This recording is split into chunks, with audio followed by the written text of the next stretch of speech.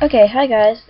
This is going to be the first Minecraft server review, and we're starting off with a server called BarberCraft. Now, when you first spawn, you'll be spawned into the main area, where you have a choice of survival, creative, the shop, or the games hub. So, to kick off, I'm going to go to creative.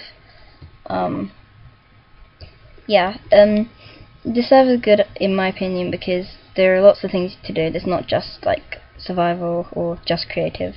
There's a variety of things. To first off into creative, I don't really. What's that? Oh, arrow. I don't really play in this one as much. But yeah, so they use. Okay, plot me. So creative is for donors only. So if you've donated to the server, you can go into the free creative world where you can do what you like. Plot me, however, is a little different. This is free for all users, and it's basically it's raining. Can I fly? Yeah, I can. Okay. So there are loads of plots, as you can see, and you can go ahead and if one isn't taken, I'm assuming this one has, you can go plot me claim. Well, this one's already owned, as you can see at the bottom, but if you find one that isn't owned, you can just hover over it and you can get it for yourself. So you can go and interact with other people. You can't change other people, so for example, this isn't mine. If I tried to break it, it would just spawn back. So it's cool if you want to build something. The upside to this is, I guess, you can have your own little area, other people can interact with it.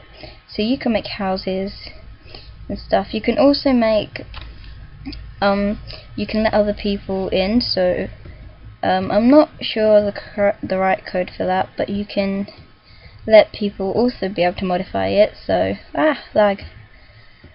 So if you made a family house like that, for example, you know, you can let people live in there with you. You can have 2 plots per person.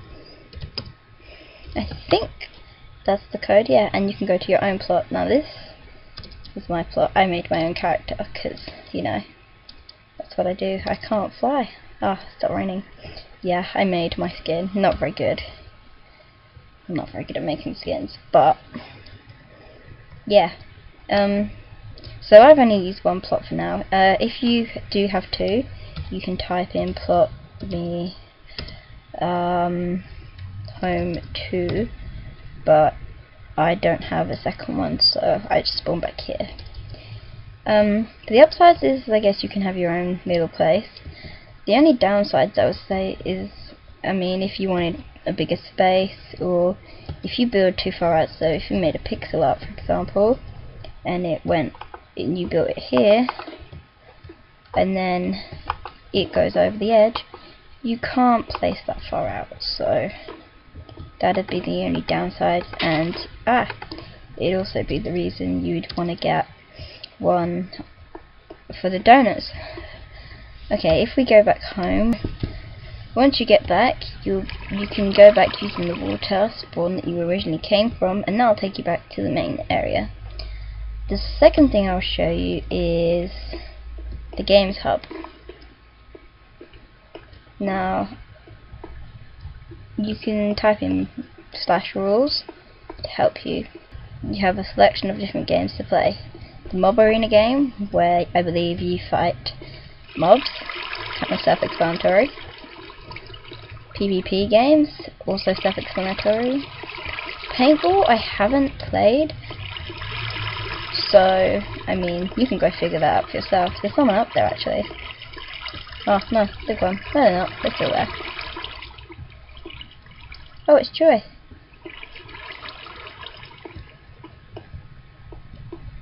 TNT run, and finally parkour. I'm gonna show you guys the parkour, considering look at this. There's many parkours, okay? They've got a lot. There are a ton of levels you can play. So the head admins in this world are Joy and Eric Barber. You may see their name come up in the chat. Here, I'll show you. I think one of them's online. There we go. Yeah, at the top, owner Eric and owner Joy. You have admins as well. I don't actually know the admins' names, which sounds terrible, I know.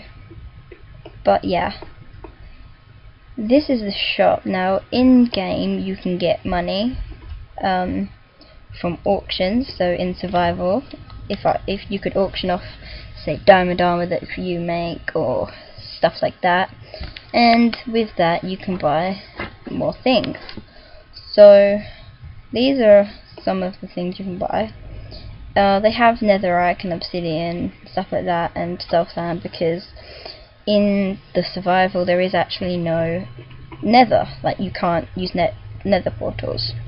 So I mean, that's quite handy. Yeah, there's this up here, and there's also a second floor, I believe. Well, yeah, food, stuff like that. So if you ever can't find anything in survival, this is a easy way to get the things you need. So now I'm going to show you guys the survival. This is the main attraction for BarberCraft, I believe, because this is a place where most people would go and where most people would play. So yeah. So the survival, there's a non-griefing and a PvP survival. I'm gonna go to the non-griefing one. No grief, no spam. And it's pretty cool because, I mean, if you're like me and you hate griefers, then, you know, perfect. I already have a house in this one, so I'm going to teleport to that. And you have to wait 10 seconds. Yeah, in this world you can create factions, and this is so no one can edit, delete, move around, grief your home. So it's completely safe and off limits to everyone but yourself. So if someone was to come in, they would not be able to open doors. But to get these factions, you would need to not die. You need to get, I can't remember the word, you need to not die basically, and get XP, stuff like that. And then with that you can make your factions bigger and your space bigger. So also, if you haven't got that, there's not to worry, because that's where these signs come in. And if you put a sign on a door, you don't have to own it. I think you have to have placed it.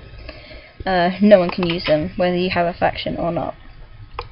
So yeah, this is the home I've created. All of this, for me, is off limits to everyone else.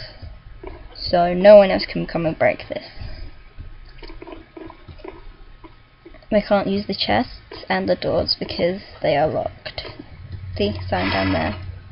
So yeah, it's basically double protection, because if you have a faction, people can't go in your chests anyway or use your doors. But keeping signs on there is just on the safe side. So yeah, this is the survival. If you when you first come in, I'll go back to the beginning of the survival where I first came in.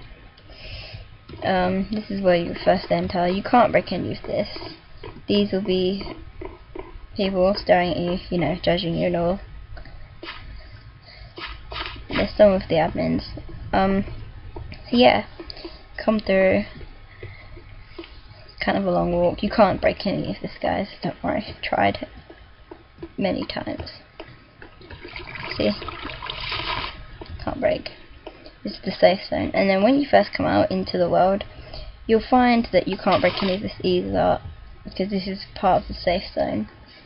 And then you will soon get a notification for wilderness. Well, I got one from mine army, which means this is a faction. So someone's already come and claimed this. Ah, there's another one called Love.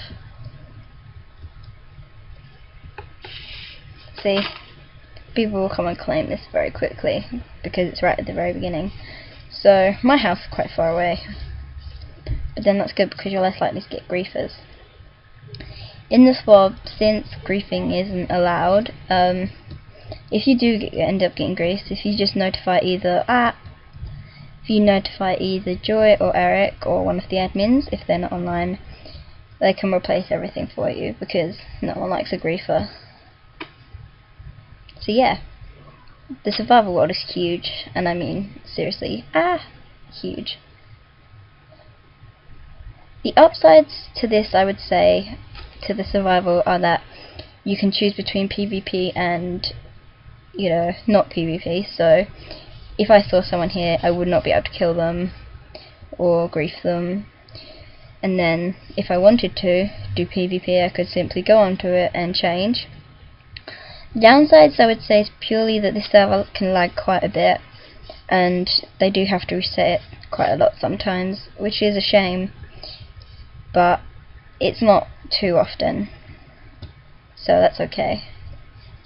Yeah, that's about everything covered. I mean, this is just showing you around the server. I might do a kind of like a let's play on it if it's popular, and stay tuned because I'll be doing another server review shortly. Thanks for watching, guys.